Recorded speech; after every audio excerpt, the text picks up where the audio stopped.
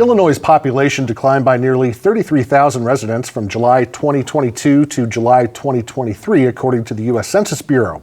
This marks the 10th consecutive year of population decline for Illinois, according to census estimates. So why is this happening, and how are our communities working to entice people to live and work here? We're joined by Ty Livingston, the Director of Planning and Community Development in East Peoria. Thanks for coming in, Ty. Good to be here. Thanks, Mark. Well, it seems like East Peoria has the gift that keeps on giving, the Levy District. It just seems to be growing more and more. How big of a game changer was that for the city of East Peoria? It was tremendous, and you know, it's really a culmination of years of work, and this is something that started out with elected officials back 40 years ago. And the exciting thing about being a part of East Peoria as an urban planner is that, you know, every project has been something of a greater extent.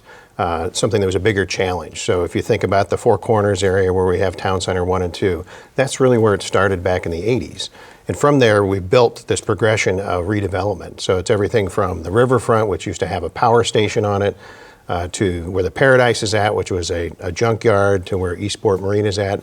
And then more recently, the Levy District. Each project's grown in scope, but each of them have been with a lot of challenges. It's hard enough to develop as it is, but to have that type of redevelopment opportunity is very exciting, and so it's been tremendous. And I want to talk about that more a little bit later, but most cities don't have the opportunity, cities big or small, that East Peoria was afforded with the Levy District, so that's good for you guys. But are you surprised when you hear that Illinois is one of the top states in the country for people leaving and not coming back?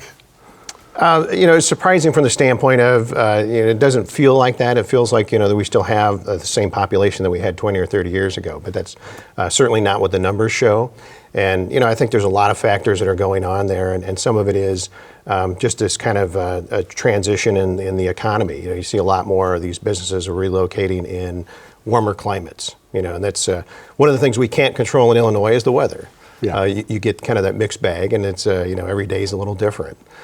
So that's one of those challenges that you know, we have to work in and around and through and hopefully overcome. But certainly, you know, if that population has decreased some, there are some values to it. If you think about it, one of the great things about living in this area is traffic. We don't really have traffic. You know, if you go to a larger market, you're going to sit through a light several times before you get through it, or you're going to be stuck in a traffic jam on the interstate. You don't see that here. And so, you know, if that is a result of that, I mean, while you don't want to see population loss, certainly we've got a great infrastructure that's already here in place, and so it makes it very easy to get around the community. A lot of those people that are leaving are going to warmer places like Florida, and like you said, we can't control the weather, but I believe that the top 5 after Florida were neighboring states, Indiana, Wisconsin, Iowa. So as a planner and somebody that's working within the community, is this something that you and your colleagues, I mean, do you think about, hey, how can we keep people here, not only in the state, but here in East Peoria? Right. So a lot of it is looking at what are some amenities, what are those quality of life pieces that we can offer that encourage people to stay here. I think one of the things that came out of the pandemic is as much as people, you know, we don't want to go back through that again, but one of the things that we learned is that a lot of these jobs can be done remotely. And so one of the great things that we have to offer here is we've got great infrastructure already in place. It's a great place to live. And so there's an opportunity there where you say, if you can work remote, you know, here would be some place that you could live that's got a lower cost of living, doesn't have the traffic, but has a lot of the amenities, or they're very close by. You know, if you think about it, it's not a far trip to go to Chicago or to Indy or to St. Louis for a day trip and have, you know, really everything you need all within a day's trip. So it's pretty convenient to be here. But I think that the opportunity is to try to attract folks that can work remotely. That, you know, maybe if the physical employer isn't here, there's an opportunity to encourage those folks to live in this area. And so it's finding those amenities to encourage families and people to stay here and live here. And speaking of amenities, we talked about the Levy District. I know you've got a new apartment complex going up. Could you tell us a little bit more about that and who you hope to attract down to the Levy District? Sure. So one of the original pieces of the Levy District was to have people living there. And there's no greater way to reinvest in that investment that was already made there than to have people living there day in and day out. That they're much more apt to frequent all of the restaurants and shops that are there if they live there versus if they have to travel to it. Unfortunately, through the development, we weren't able to get that residential component. You know, just the market changed, things happen. And so to be able to come back and provide that livability piece is very exciting. And the development that's going up there is 219 apartments. And the beauty of going from the ground up is that we can have something that is brand new, but it can offer these amenities that we find that folks are looking for. And this isn't just for one set of the population. That we've heard from millennials as well as empty nesters that really are looking forward to this development, because you're going to have things like a swimming pool, you're going to have a dog park, you're going to have the opportunities for integrated parking, which is really a big deal. We're used to having, because of the weather that we have in Illinois, there are some days where you don't want to have to go walk out to a parking lot to get to your car. So the beauty of having that parking deck connected to the apartments is going to be really nice. But we're looking forward to that moving forward.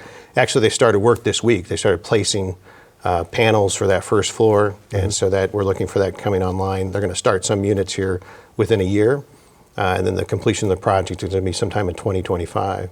But it's going to be exciting to have that as a part of the development down there, having people living down there, and then also providing the amenities, the walkability. One of the great things about the Levy District is it's very walkable.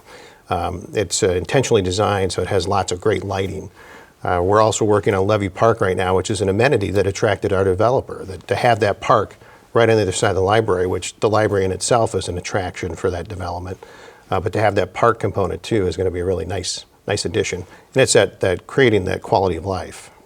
I was at a softball tournament, my daughter's softball tournament in Peoria last weekend, and a lot of people from out of town said that they were staying in East Peoria. Right. How important is sharing the tourism folks that come to Central Illinois and being able to say, hey, we've got hotel room if Peoria's full or Pekin's full? Sure. It's huge. I mean, if you look at the size of East Peoria, which is 22,000 plus, we have quite a few hotel rooms for a community that size. And a lot of it's our location. We're right in the middle of the urbanized area, and it sits between really two huge tourism draws, between the Louisville Slugger development on the north side of Peoria and then East Side Center, which is kind of the original sports stadium type setup. We've got lots of softball tournaments, baseball tournaments. I think I heard our chamber director, Rick Swan, tell me the other day that they have nearly every weekend has got something going on. Mm-hmm. And that facility right now, the East Side Center, is one that's undergoing some improvements to make, to extend that playing season out. So they're going to turf fields and that sort of thing. So it's a huge draw, because instead of bringing people in for a single event, you're bringing in mothers, fathers, siblings, sometimes aunts and uncles or grandparents, and they're staying for multiple night stays. So it's really a huge tourism generator. And then on top of that, we've tried to identify what are things for people to do when they're not playing, when their child's not playing a game. And so you think of things like Bass Pro, or out in front of Bass Pro, we've got a new development that's going to be a really exciting addition for residents and tourism alike. When you are planning things out in the community, things for people to do, places for people to live, what kind of, is there a focus on a particular demographic of people, or is it like, we need to have average rent, we can have a little maybe high rent district? What are you looking at in terms of those things? Sure. So I think that the focus is housing variety. One of the things that we started down the path some years ago with IDA, the Illinois Housing Development Authority, conducted a study and looked at really some targeted areas for the city, but looked at the city as a whole. And one of the things that we lacked is we have quite a bit of single-family housing. Much of it is affordable by its very nature, whether it's size or cost or what have you. And that's one of the great things about this area as a whole, is you have affordable housing.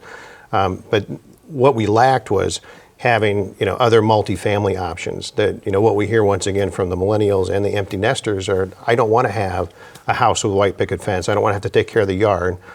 I want to have some place for the empty nesters. I want to be able to lock the door in November and go down to Florida or Arizona and then come back in the spring when the weather's nicer, but they still want to maintain their permanent residence in Illinois.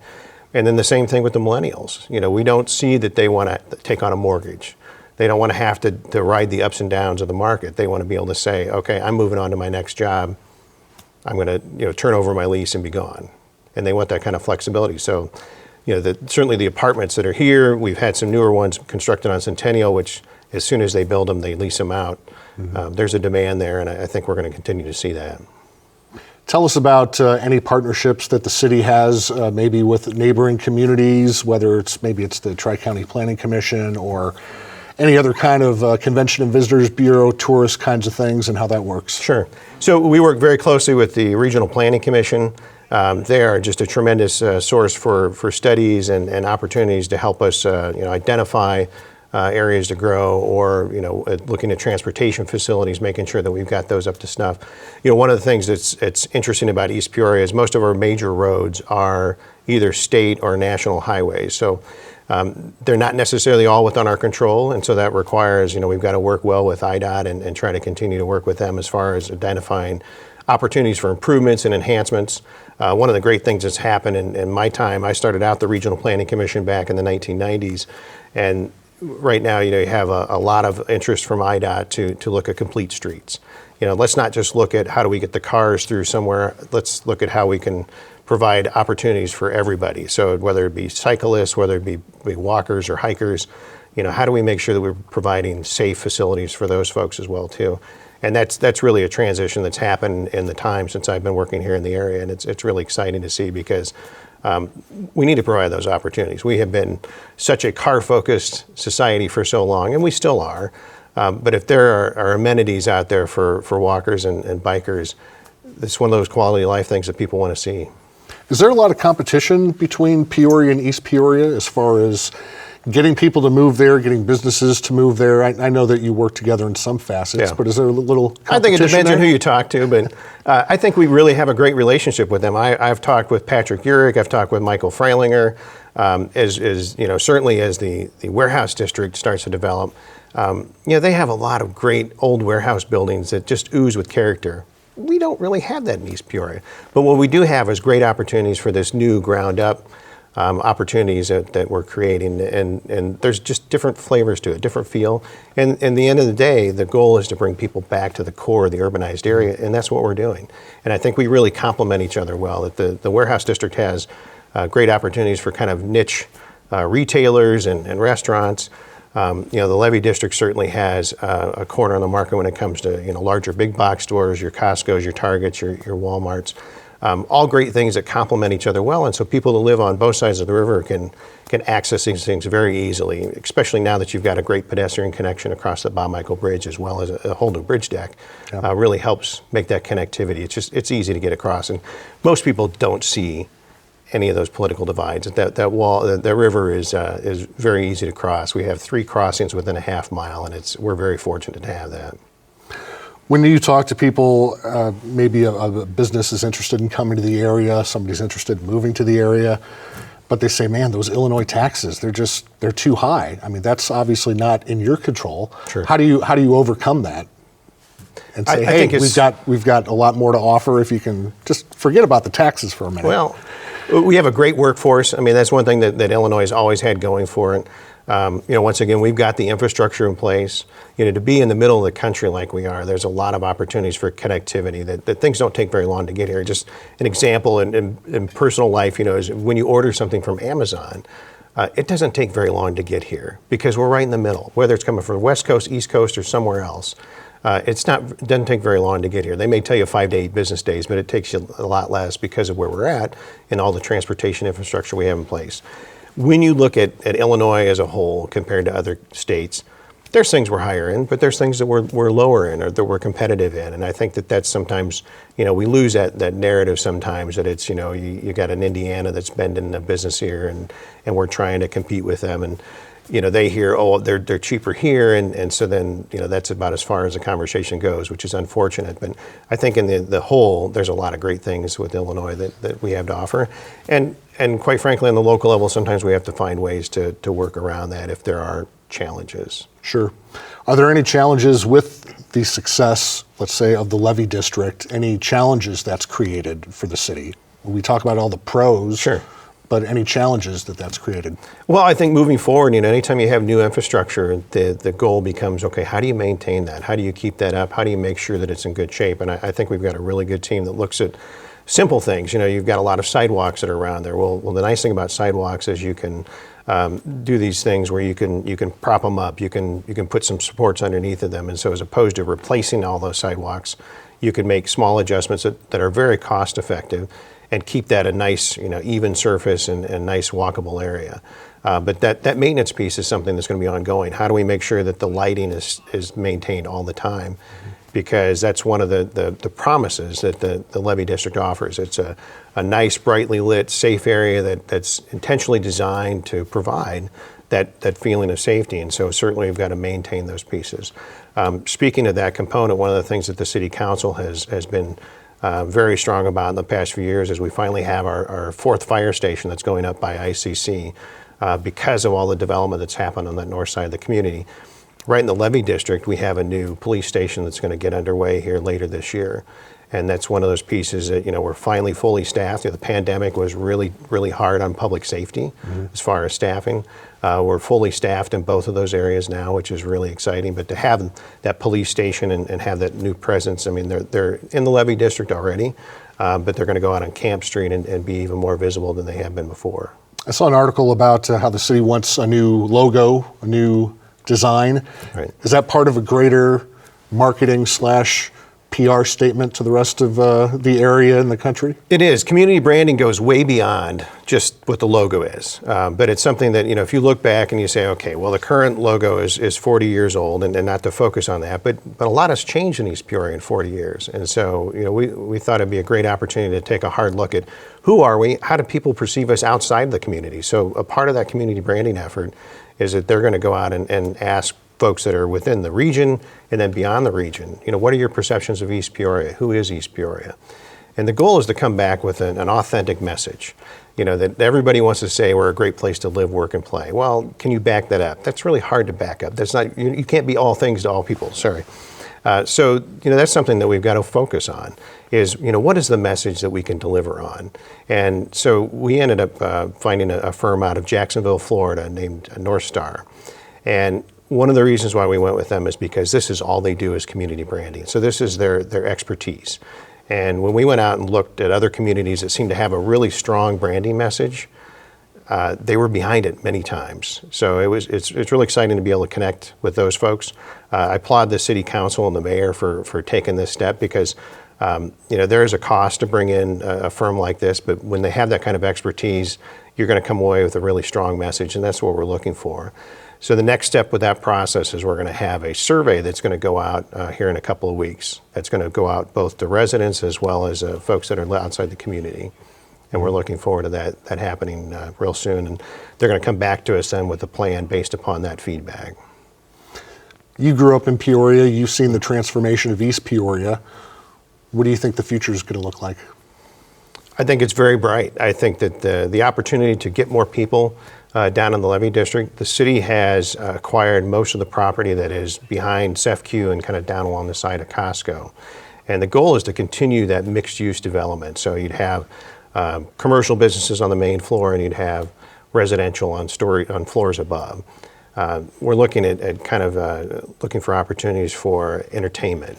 One of the pieces that we're missing down there right now is we've got a lot of shopping opportunities, a lot of restaurants, not a whole lot of nightlife. And so there's some opportunities to try to bring people together. I think Levy Park is kind of the first step in that. But I think there's another component that could be added. Certainly Peoria Heights is one community in this area that has a really strong nightlife component to it that happens, particularly in the summertime, but even in the winter. But in the summertime, it just has a really good vibe to it, and I think a lot of people are attracted to that, and I think there's an opportunity for a lot of communities in the area to do that sort of thing that, maybe there's multiple ones that have that type of opportunity to gather and enjoy each other, enjoy what the space has to offer and all the amenities. Well, I think everyone's looking forward to seeing what the future of East Peoria offers. When the water rises, all ships rise, so right. I think it'll be good for the surrounding community, not just EP. Ty, thanks for coming in. We appreciate it. Thanks, Mark. All right. Well, there are still people moving to Central Illinois. Our Phil Luciano spoke with a woman who moved to Peoria sight unseen all the way from California. In California, Melissa Wood thought she lived in paradise. Then she found someplace better, Peoria. I think Peorians have sort of inferiority complex. I mean, I keep hearing people say, why did you move here? Why did you move here? There's so many wonderful things about Peoria. Born and raised in Arkansas, Wood made her way to California 40 years ago. As an artist, she thought the natural beauty would provide background and inspiration for her paintings. I wanted to be around the artists that were there. I wanted to be around the topography that was there. I love the ocean and love hiking, and that was a big draw for me, was just the beauty of the coast. Her husband, a cartographer, loved the terrain as well. But in more recent times, they felt California losing its appeal. For one, traffic got horrible. To visit friends or attend events not far away, they'd spend more time in their car than having fun. The traffic has gotten to be just ferocious. And so what I was finding was that I was on the road for, 2 hours in really difficult traffic. She also got concerned about pollution, especially from wildfires. Homes are being burned, and so that means everything in the home, including asbestos, including, sheetrock, whatever you have that's in a home is being burned as well, and it's in the air, and it was beginning to affect my health. So they mulled a move. I just wanted to be outdoors more, and I wanted to be off the road more, and I wanted to be in my studio. And so we started looking around for something that would allow us to do that. They researched many lifestyle factors. They especially wanted a change in scenery that included changes in seasons. Though they have no relatives or other connections in central Illinois, in 2021 they zeroed in on Peoria and made the move. It had the sort of quality of life we were looking for, a slower pace of life, and yet the city of Peoria offers so much. I mean, it has unbelievable art. The art scene here, I really exceeded my expectations. So did the medical community. I've been really amazed at the quality of physicians that I found. When you're retirement age, although I'm not retired, but retirement age, you start thinking about healthcare more. And I have been so pleased with every aspect that I've found. She also loves the surroundings. It's a beautiful town. The architecture is quite nice. So is the outdoors. I have sent photographs to my friends of when we've been hiking at Starved Rock, or we've been hiking out at Wakanda, or different places around here too, Detweiler, and they are always like, "Are you sure you're in Peoria? Are you sure you're in Illinois?" And it's like, yeah, there are these cornfields and fields, but if you go past the cornfields, past on down a little dirt road, you'll find some of the most beautiful topography, the ravines, the river here. Wood and her husband have both worked in Peoria, and they now make their home in Morton. There, Melissa runs her art studio, Category Art. She knows the Peoria area isn't perfect. She hears complaints about taxes and crime all the time. I know there's problems everywhere. It's not just Peoria that's got problems, or just Illinois. But now, it's home. I'm proud to be a Peorian. I'm proud to be part of this community. And I just see it getting stronger and stronger. Welcome back. Phil, I guess the grass isn't necessarily greener on the other side for everyone. Listening to Melissa Wood, coming from California to here, it was just great for her to go, check, check, check, check. All these little boxes she went through, the things she has found here. And it's like, you're right. Wow. And I kind of forget about all these things. And she's not paid by anyone to say good things. It's just stuff she has found. And it's nice to see that enthusiasm. And sometimes you really have to dig beneath the surface to find these things. Or just stop complaining for a while. Or stop complaining for a while. I'll tell you, the brief time I lived in California, I couldn't stand the traffic. And yes, they have a lot of fun things to do if you have money. That's the part that's hard. And taxes are really kind of a pain in the rump here in Illinois. But then again, the price of housing in this area, people from all over, including like Chicago, they're like, what do you pay? Yeah. Oh my gosh, that sounds like utopia. Exactly. All right, coming up in just a few minutes, we've got You Gotta See This. All sorts of interesting stories, 2 in small towns. One, this is an old place where new folks came in and made a bakery, and it's so good, It's so tasty, so amazing. People from Chicago are flocking to this smaller town. And then there's another small town. This is a tavern that's been owned for 4 generations, the same family for 90 years. It's the only public place in town that people can hang out, and it's just a fun-loving place. You got to check this out. Very nice. Sounds like fun. Again, go out exploring. If you're Yeah. bored and you live in Peoria, go head to some of these small towns that Phil and Julie go to on You Got to See This, and you never know what you might find. Or just exceptionally go to the show. There you go. There you go. Or go on Facebook when you're going to the WTVP Facebook site, which is fantastic. Click on events and then just search. There's tons going on here in Central Illinois. Well, that is our time for now. We appreciate you joining us. We are here every Thursday night at 8 o'clock, followed by You Gotta See This at 8:30. Check us out online at WTVP.org and on Facebook and Instagram. Have a good night.